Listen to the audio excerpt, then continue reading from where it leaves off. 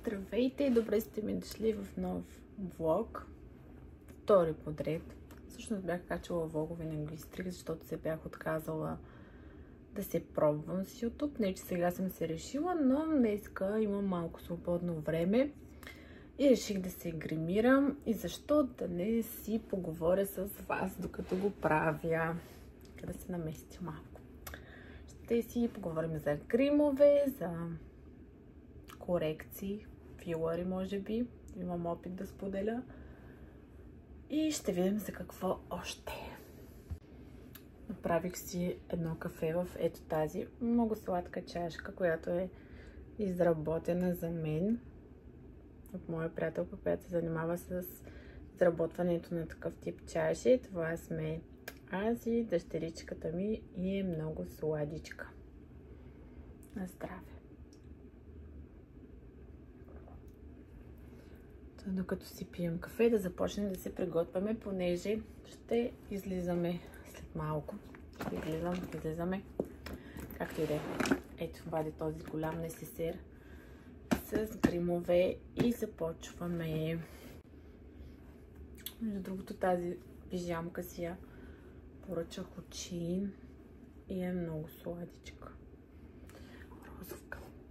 Ако някой го интересува. Така, днес имаме лежерни задачки. На обяд ще ходим с детето на детски, като имаме уговорка. И вечерта ще ходим на плуване.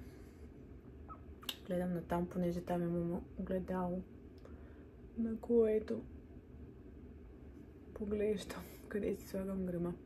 Коректора, който използвам, е на Dior.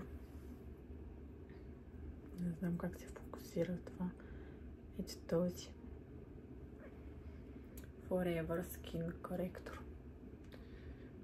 Общо взето аз не използвам фондютен, а използвам само коректор.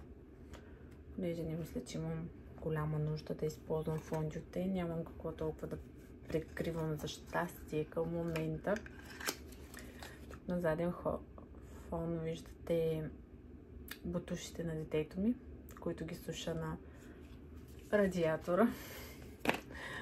Понеже не спира да вали навънка и просто няма как да ми съхне прането.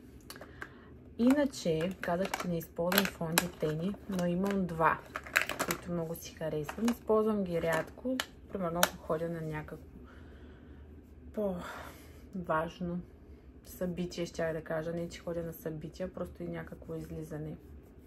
Използвам този на Рожена. Той по-скоро е биби крем.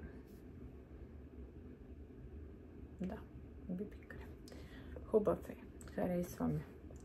И този на Dior. Той си ми е любимия фондютен като цяло, защото го използвам от много години и това сигурно ми е 4-5 опаковка и почти е свършил и той. Това са фондютените, които използвам, ако използвам такива. Коректора преди си го нанасях с спонж. Гъбата, как се казва? Не знам. Но спрях, понеже четах, че нали, може да съдържа доста бактерии. Дори аз го измивам доста често, но все пак вижте какво голямо огледало изкарах. Да се виждаме по-добре. Да, гъбата съдържа бактерии, даже и четах, че мухлясвали. Не съм забелязала, но спрях да използвам. Или просто трябва да си купувате по-често ново. Аз мислех, че смиенето става, но и това не е гаранция, че пак не се натрупват дълбоко някакви микроби. Затова сега почнах да разнасям коректора с четка. Тази е на Refy. И този накрайник е за бронзант, а този е за коректор. Като цяло бях си поръчал, тръгнах да я поръчвам с идеята за друго. Те са две четки на Refy и аз исках да си поръчам всъщност другата, която е за руж и за бронзант. Много по погрешка съм сложила в кошничката, понеже беше онлайн, съм сложила ето тази и получих тази. Не, че съм търсила четка за коректор.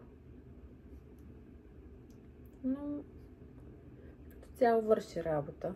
Просто аз преди си разнасях коректора с пръсти или с този спонж, който споменах, но вече спрях. Този влог въобще не знам дали ще се получи, дали ще види бял свят. Мисля, че ще стане доста лигав. Не знам, просто ми такова настроението в момента. И си викам, защо пък да не пробвам да заснема нещо. Така или иначе хейт винаги има. Нека да си ме хейтят за глупави влогове. Един ден пък може и да ми се получи. Както и да е.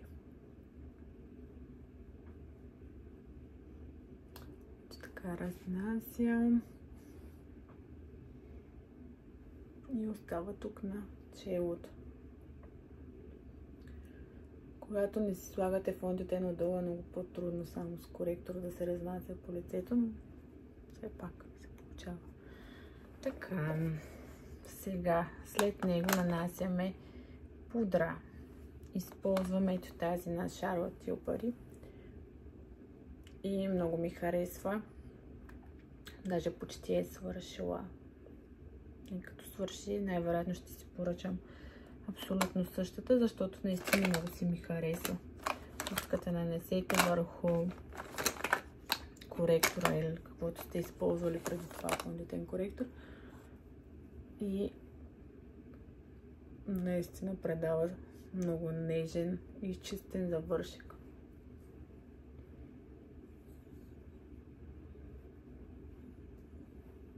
Хайде да си поговорим сега за филъри.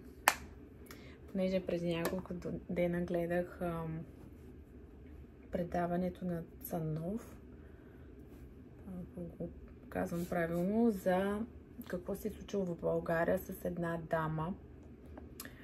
И да кажа шокирана, не, защото съм чела и изгледала много такива случаи.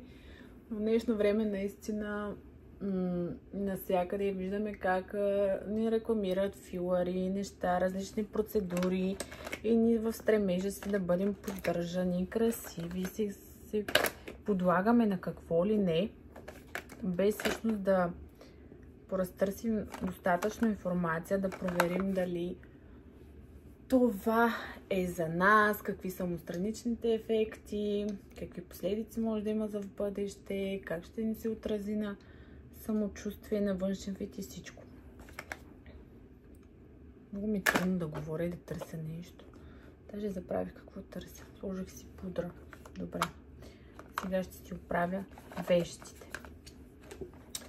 Так, аз преди много години, седно съм пенсионерка, преди 2 години, мисля беше, се навих да си сложа филър на устните. Много го исках, наистина.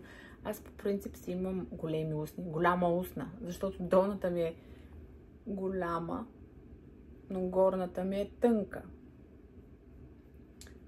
И се реших да отида да си сложа филър. Това, което използвам за веждите, ето тази палитра на Benefit. Тук има като вакси, кафевичка по-тъмна и такава прозрачна, и тук са сенките. Аз използвам главно вакса само за вежди. Сресвам ги надолу и ги запълвам където имат нужда. Та отидах да си сложа филър. Имаше една българска инфлуенсърка, която много гледах, която идваше тук в Англия, защото майка живее, звучи още. И тя беше ходила пред това момиче, което на мен ми е доста далеч. Пътувах 2 часа в посока, само за да отида да сложа устни. Отидах за пръв път. Беше ме много страх. Наистина си боли процедурата, няма да какво да лъжим, боли си. Направим ми устните и на мен лично ми хареса ефекта. И знаете, че когато почнете да си слагате, когато сложите за пръв път, и ако ви хареса и после ставате като пристрастени, не всеки, но аз примерно станах. И започнах след 2 месеца, си казах, искам още. И защо не? Записах си час, отидах и си сложих още. След това ми излязаха и такива топченца по устните, но с масаж успях да се ги махна. Като си направих устните, почнах да забелязвам как рекламират филър на брадичката. И защо не да си слава, си записа час за филър на брадичката. Отидах и то ми хареса, понеже момичето ми сложи съвсем малко и беше много нежно и просто така леко да ти поправи профила на лицето. Хареса ми. След това реших, че много ме дразни тип целулите на братичка. Какво е това? Аз го имах, в момента го нямам, защото съм го премахнала временно. Тук, когато говорите, брадичката ви се мърда прекалено много и се образува като портокалова кожа, набръчкана като целулит. И се слага ботокс, за да се премахне това. По което и аз направих, отидах да си сложа ботокс на брадичката. И много ми хареса. След това, 2 месеца след това, реших, че ми трябва още филър в брадичката. При което се консултирах с момичето, което ми постави за пръв път филър. Това, което изпълня в момента на веждите, ето този. Това гелче на Go2B за фиксиране на веждите. Много е хубаво, използвам го от много време. Така. Кафе.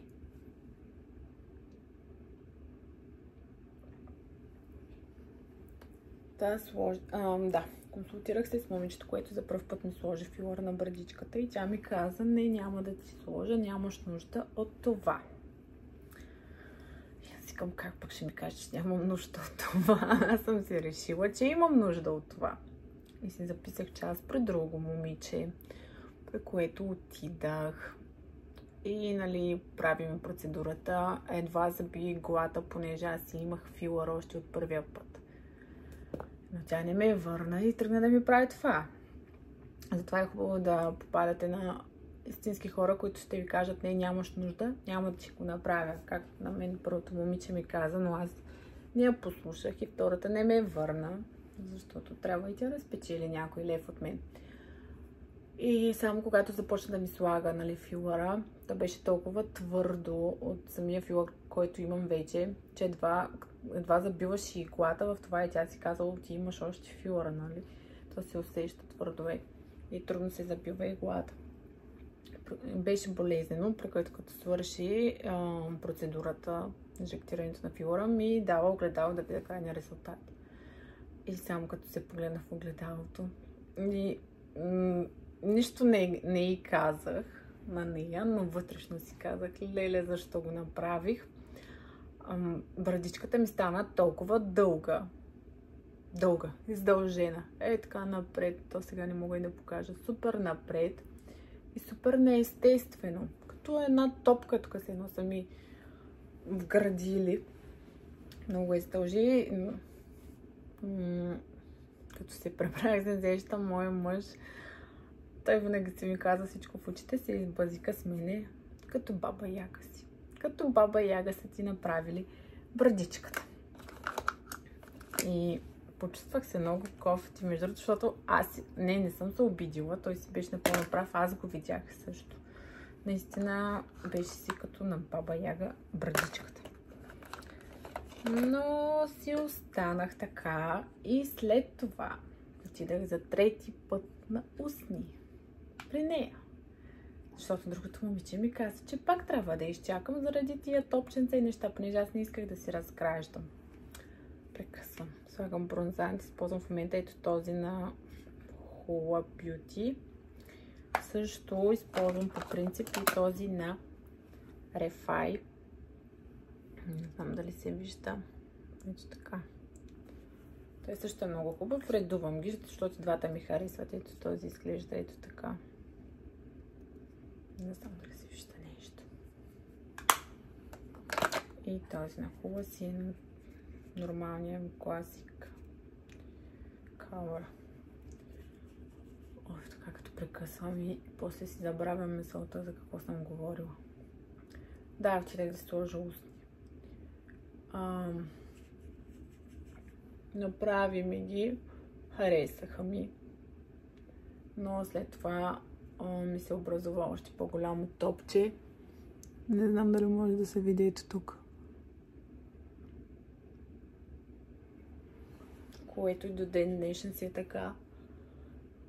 И много се замислям дали да не отида да си го разградя, но още не съм се навила, защото после знам, че ще искам пак филър. И ще стане един дълъг процес на махане и на слагане. Да, тогава се спрях вече с всичко. И почнах много да се напрягам от брадичката ми, от вида на брадичката ми. Не се харесвах. Тя си ми беше прясно поставена. Викам, сега няма да я махам.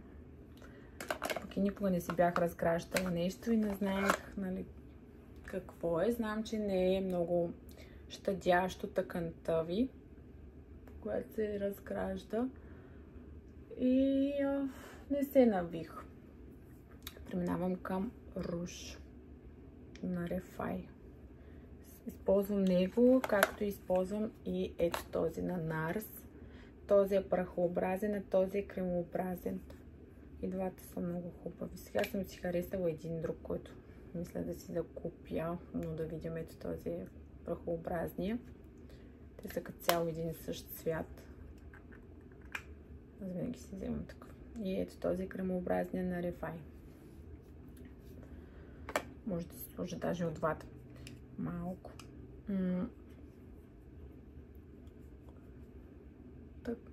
Да, започнах много да не се харесвам и се оглеждах в огледалото и си викам, моля, каква брадичка. И също и една моя приятелка, която живее в чужбина. И нали много рядко се чуваме. И като се чуваме, то е по месенджерна камера или просто си гледаме снимки и неща. Ми написа един ден: Дейси, защо? Защо така си направила лицето? Ти си толкова, нали, имаш естествена красота. Вика, забелязвам, че брадичката ти не е твоята. Махнала си се чара, защото аз имам тръпчинка, като имам тръпчинка на брадичката и моята дъщеря има същата тръпчинка. В това много си приличаме, тук брадичките не са еднакви с тръпчинки. Това си ни чара и също нещо, което много си приличаме. Когато си сложих филъра, тотално ми се заличи тази тръпчинка и съвсем ми се измени визията на лицето. Стана едно по-издължено и по-грубо. Личиш си, че е правилно. Не си бях аз просто. И това ми се отразяваше после, но слагам си на устните руж. Някак си на настроението, на самочувствието. Докато един ден, като се събудих, имах страшна болка в брадичката. Много ме болеше, много ми стягаше, беше ми като втвърдено, много чувствително. След това, на следващия ден почнаха да ми излизат едни, то не е пъпка, а е като подкожни топчета беше. Пауза. Беше като подкожни топчета и беше много болезнено. Казах на моя мъж, той вика ми: да, ти с твоите филъри не се спря, сега нещо ти стана. излязаха ми тези топчета под кожните на брадичката. Беше доста болезнено и беше посиняло също. След това на няколко часа си бях така, мазах се с някакви кремове да си успокоя кожата. След това вечерта забелязах, защото си правих като видеа да си наблюдавам брадичката, забелязах, че ми стана от едната страна беше като по-издължено, явно от подотината, такова беше като деформирано. При което направих клип и пратих на момичето, което първоначално ходех при нея. Тя всъщност е и сестрата на моя мъж, която се занимава с филъри, ботокс и различни процедури, но живее доста надалече от нас. Пратих и клип и тя ми звънна и вика веднага, нали, запазвай си, пиши на тази, която ти го слагала и веднага отивай при нея да ти маха филър. И аз бях, вау, викам сериозно ли тя? Ами трябва, нали, веднага да се махне, защото се е инфектирало, получила си някакво възпаление, т.т. И аз си пиша на това момиче и тя вика, да, ела утре да ти го махна. Нямах търпение да стане следващия ден, защото наистина много ме болеше, много се беше възпалило и просто исках да ми го махне, за да ми се успокои лицето. На следващия ден отидах и тя ми вика, ами да, то... Даже не мога да се сетя какво точно ми каза. Каза нищо, нали, не е опасно, просто нещо. Аз сигурно като сме сложили...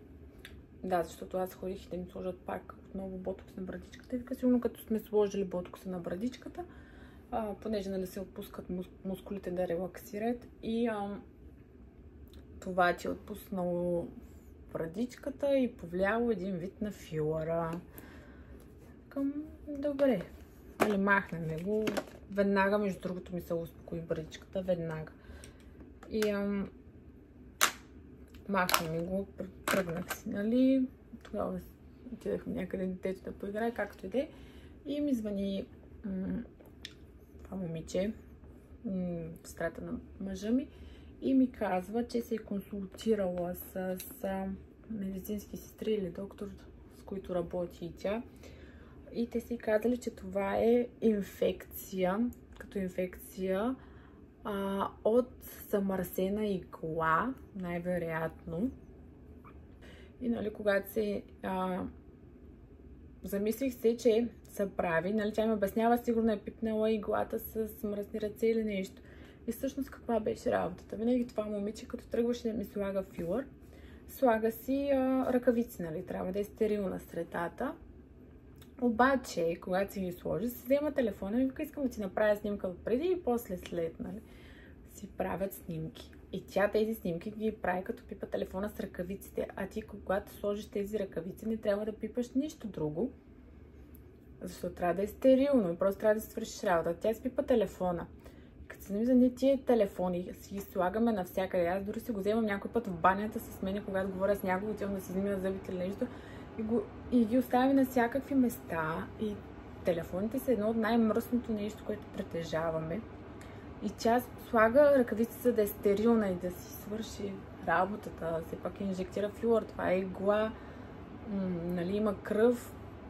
И си пипа телефона и си замислих, че то наистина е от това. И ми обясниха, че когато се инжектира с замърсена игла, един вид става като... Ще излъжа, ако само да не говоря глупости. Един вид става като гъбична инфекция. Вътре по тъканта се образуват като малки гъбички. И да, така се получава тази инфекция. То се насъбира и се възпалява. И това се е получило и при мен. И затова бяха и тия подкожни топченца, те малки и на доста места. И всъщност тя после инжектираше това за разграждането по тези топченца. И опитваше да види дали са останали още. Явно тия топченца са самите гъбички по тъканта отвътре. Не знам дали го обясних правилно. Обясних го на нормален човешки език. защото не съм медицинско лице.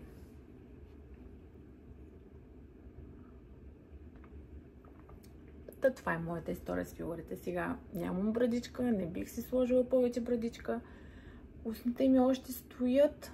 Не знам дали бих си сложила. Устни харесвам. Ще видим по-нататък. Към момента не, защото имам това топченце, което не винаги се забелязва. Някой път, като са ми по-изсъхнали устните, не са добре хидратирани, се забелязва. И така, моята история с филъри. Сложих си лек грим, сега ще си сложа молив на устните и червило и ще се облека. Благодаря ви за гледането. Ако все пак съм ви заинтересовала поне малко, може да се сабскрайбнете за моят канал и така ще ми дадете някаква мотивация да продължа с моите опити за влогове. Също може да ми напишете какво би ви било интересно да чуете или да видите от мен. Благодаря ви. До скоро!